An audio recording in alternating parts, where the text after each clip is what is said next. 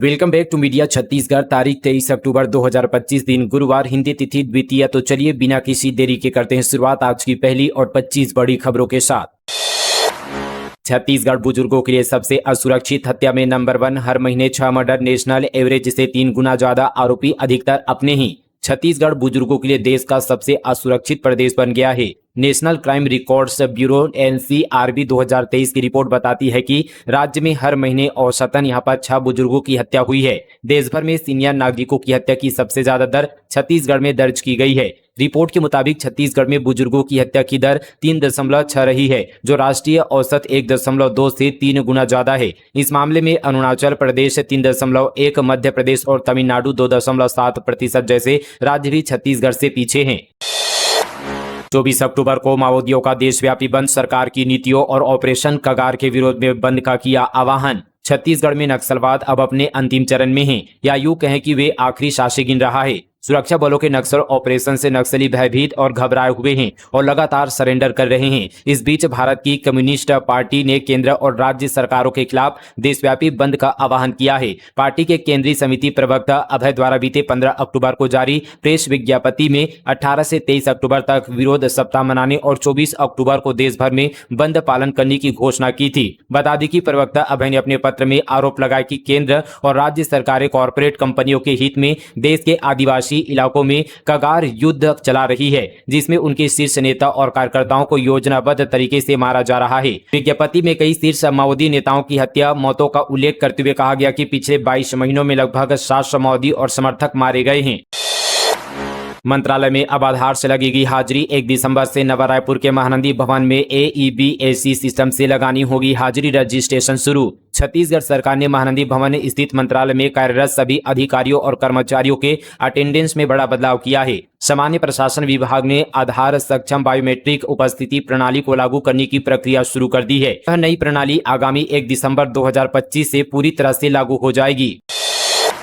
श्रेष्ठ योजना के तहत मंगाया गया आवेदन। अनुसूचित जाति के मेधावी विद्यार्थियों के लिए अंतिम तिथि 30 अक्टूबर। अनुसूचित जाति के मेधावी विद्यार्थियों को देश के सर्वश्रेष्ठ निजी आवासीय विद्यालयों में गुणवत्तापूर्ण शिक्षा प्रदान करने के उद्देश्य से भारत सरकार की श्रेष्ठ योजना के तहत यहां पर आवेदन आमंत्रित किए गए हैं। आवेदन की अंतिम तिथि 30 अक्टूबर 2025 है, शाम 5 बजे निर्धारित की गई है। इस योजना के अंतर्गत प्रतिवर्ष राष्ट्रीय प्रशिक्षण एजेंसी द्वारा आयोजित राष्ट्रीय प्रवेश परीक्षा के माध्यम से कक्षा 9वीं और 11वीं में प्रवेश के लिए 3000 रुपए विद्यार्थियों का चयन किया जाता है, जो कक्षा 12वीं तक की शिक्षा पूरी करते हैं। स्कूलों का आवंटन योग्यता और विद्यार्थियों की प्राथमिकता के आधार पर ऑनलाइन काउंसलिंग के माध्यम से किया जाता है।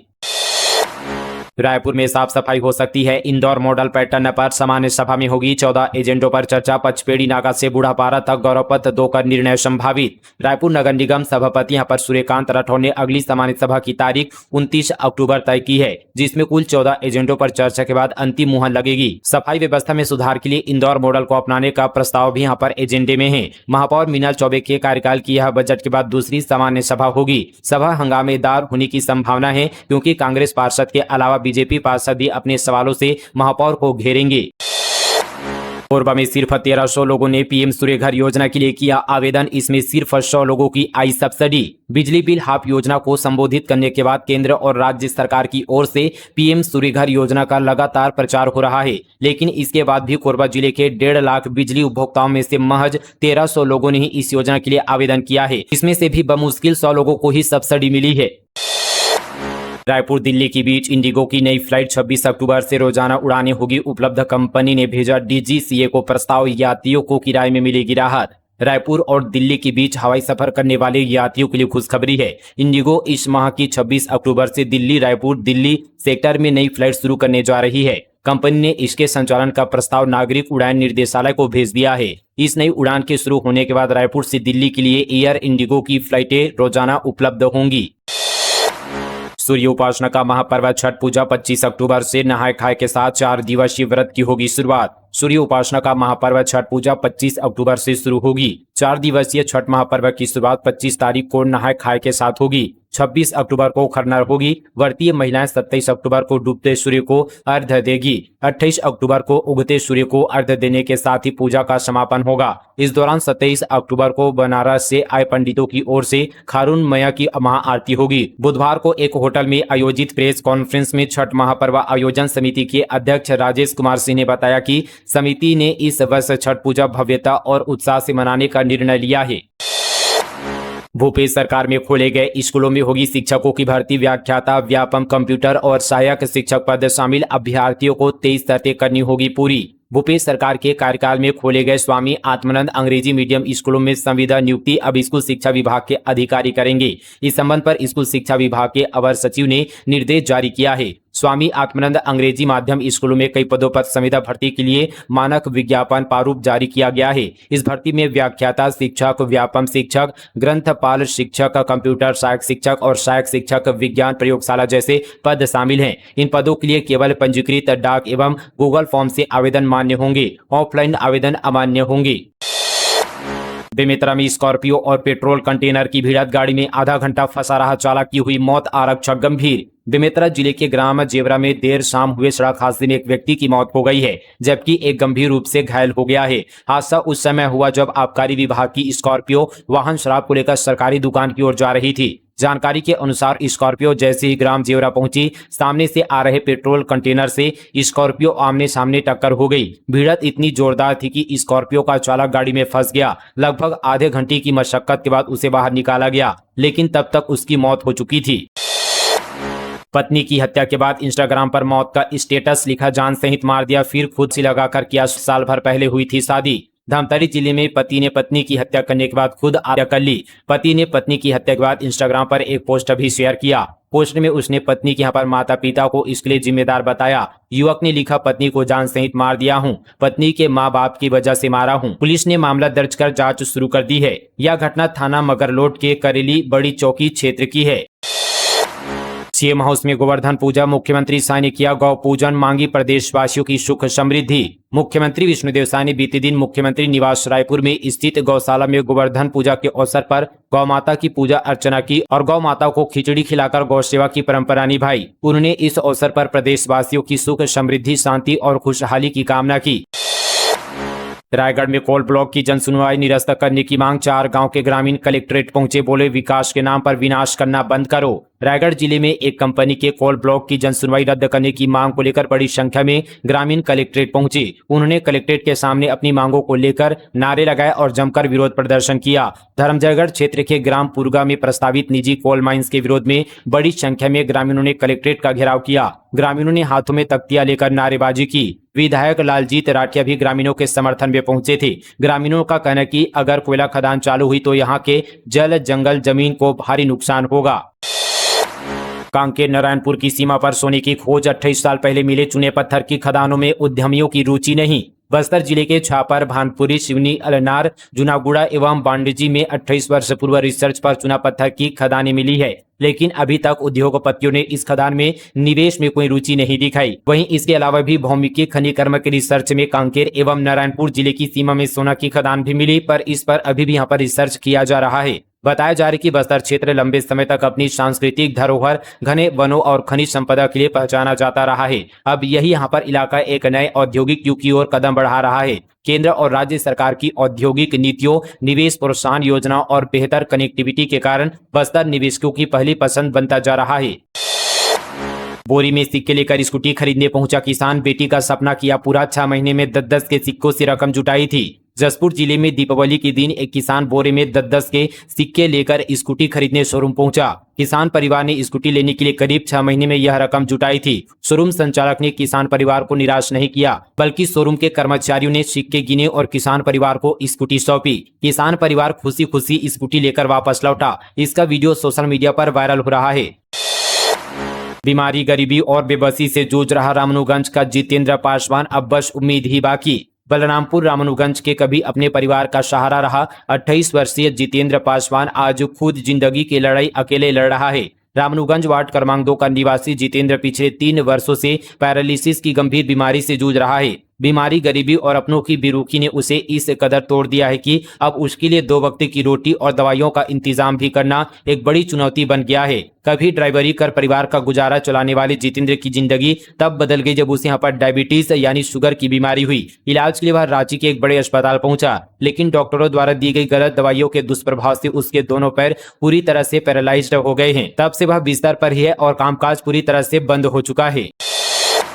रायपुर रेलवे स्टेशन पर रोज 60,000 यात्री, 6,000 स्क्वायर मीटर का होल्डिंग एरिया बनाया, 15 में खाना मिलेगा, 99 रुपए में 32 हेल्थ चेकअप। दीपावली के बाद बड़ी संख्या में लोग अपने घरों या वर्क प्लेस की ओर लौटेंगे। इसके अलावा छठ पूजा के लिए बड़ी संख्या में यात्री सफर पर भी निकलेंगे। इससे स्टेशन और ट्रेनों पर लोड बढ़ेगा। रायपुर रेलवे ने इस क्राउड को मैनेज करने के लिए तैयारियां पूरी होने का दावा किया है। इसके अलावा स्टेशन पर कम दाम में खाने पीने की चीज उपलब्ध कराने की कोशिश की गई है। 90 से अधिक ऑफिस स्टाफ की शिफ्ट वाइज ड्यूटी लगाई गई है। लोगों के लिए न्यूनतम दरों पर जनता खाना 15 रुपए में, इकोनॉमी मील 20 रुपए में और रेल नील 14 रुपए में उपलब्ध है।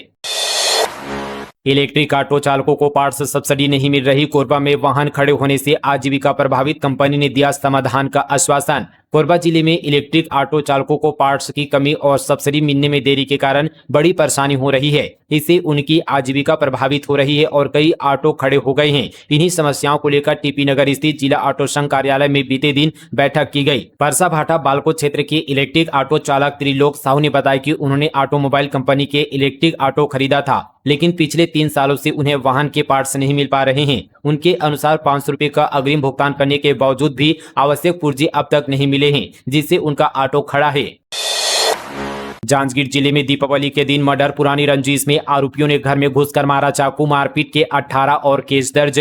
जिले में इस बार दीपावली पर्व पुरानी रंजिश और दुश्मनी निकालने वाला बन गया। जिले में दीपावली की रात मारपीट के 18 मामले थाने में दर्ज हुए। वहीं एक हत्या का मामला भी दर्ज हुआ है। कोटनी सुनार में हुए अंधे कत्ले की गुत्थी को पुलिस ने सुलझा लिया है और 6 आरोपियों को गिरफ्तार कर लिया है। आरोपी में 2 नाबालिग भी शामिल हैं। 2 महीने तक रायपुर में नहीं होगा धरना प्रदर्शन, तूता धरना स्थल पर रोक, कलेक्टर ने जारी किया आदेश, वैकल्पिक स्थल तय नहीं। राजधानी रायपुर में धरना प्रदर्शन पर अस्थायी रोक लगा दी गई है। नवा रायपुर के तूता धरना स्थल पर 2 महीने तक किसी भी प्रकार के प्रदर्शन, धरना या सभा की अनुमति नहीं होगी। यह फैसला धरना स्थल के रखरखाव कार्य के चलते लिया गया है। बिहार विधानसभा चुनाव, बघेल के महागठबंधन की जीत के दावे पर सीएम साय ने किया पलटवार। बिहार विधानसभा चुनाव की सियासी गर्मी का असर छत्तीसगढ़ में भी दिख रहा है। पूर्व सीएम भूपेश बघेल ने महागठबंधन की जीत का दावा किया है। उनके इस बयान पर छत्तीसगढ़ के मुख्यमंत्री विष्णुदेव साय ने पलटवार किया है। सीएम साय ने कहा कि बीते कई चुनावों से भूपेश बघेल कांग्रेस और महागठबंधन की जीत का दावा कर रहे हैं। आखिर में क्या हुआ यह सबने देखा है। रायगढ़ में 10 लाख की अवैध लकड़ी जब्त, राजस्व एरिया में मिले ठूंठ, तस्कर भाग निकले, जांच पर जुटा विभाग। रायगढ़ जिले के तमनार वन परिक्षेत्र में अवैध लकड़ी तस्करी के खिलाफ बड़ी कार्रवाई की गई है। मुखबिर से मिली सूचना पर वन विभाग की टीम ने दबिश देकर करीब 85 नग साल प्रजाति की लकड़ियां जब्त की है, जिनकी अनुमानित कीमत 9 से 10 लाख रुपए बताई जा रही है। हालांकि कार्रवाई के दौरान आरोपी तस्कर मौके से फरार हो गए हैं। युक्तियुक्तकरण में स्कूल ज्वाइन नहीं करने वाले शिक्षकों के खिलाफ कार्रवाई तय, स्कूल शिक्षा विभाग ने दी मंजूरी। छत्तीसगढ़ स्कूल शिक्षा विभाग ने युक्तियुक्तकरण में स्कूल ज्वाइन नहीं करने वाले शिक्षकों के खिलाफ कार्रवाई का आदेश जारी कर दिया है। जारी आदेश के अनुसार स्कूल ज्वाइन नहीं करने वाले अतिशेष शिक्षकों पर कार्रवाई होगी। स्कूल शिक्षा विभाग ने कार्रवाई करने की मंजूरी दे दी है। बता दें कि प्रदेश में कुछ दिनों पहले हुए युक्तियुक्तकरण के बाद भी अतिशेष शिक्षक स्कूल ज्वाइन नहीं कर रहे हैं, जिसके बाद 875 शिक्षकों के खिलाफ कार्रवाई करने डीपीआई ने पत्र लिखा था। डीपी के पत्र पर स्कूल शिक्षा विभाग ने हरी झंडी दे दी है, जिसके बाद ऐसे शिक्षकों पर कार्रवाई होना तय माना जा रहा है। कांग्रेस के रायपुर जिला अध्यक्ष दावेदार का छल का दर्द, श्री कुमार मेनन ने लिखा, जिनको सब कुछ दिया उन्होंने ही पीठ में छुरा घोंपा। छत्तीसगढ़ कांग्रेस के जिला अध्यक्षों की सूची अभी घोषित नहीं हुई है, लेकिन अंदरूनी घमासान और नाराजगी खुलकर सामने आने लगी है। पार्टी के भीतर चल रही हलचल अब सोशल मीडिया के जरिए बाहर दिखने लगी है। रायपुर जिले से जिला अध्यक्ष पद के दावेदार और वरिष्ठ कांग्रेस नेता श्री कुमार मेनन ने सोशल मीडिया पर एक पोस्ट डालकर अपना दर्द बयां किया है। उन्होंने पोस्ट में धोखा, गद्दार और पीठ में छुरा जैसे शब्दों का प्रयोग किया है, जिससे राजनीतिक हलकों में हलचल मच गई है। बता दें कि 15 अक्टूबर को एनएसयूआई और यूथ कांग्रेस के कार्यकर्ताओं ने रायपुर जिले के पर्यवेक्षक प्रफुल्ल गुडारे से जिला अध्यक्ष के नाम को लेकर लॉबिंग करने की शिकायत की थी। उन्होंने पूर्व मंत्री सत्यनारायण शर्मा के बेटे पंकज शर्मा और पूर्व विधायक विकास उपाध्याय पर श्री कुमार मेनन के लिए लॉबिंग करने का आरोप लगाया था। तो ये थी आज की तमाम छत्तीसगढ़ की बड़ी और ताजा खबरें मीडिया छत्तीसगढ़ पर फटाफट अंदाज पर। मिलते हैं और इसी तरह की खबरों के साथ, तब तक के लिए जय हिंद, जय छत्तीसगढ़, जय जोहार।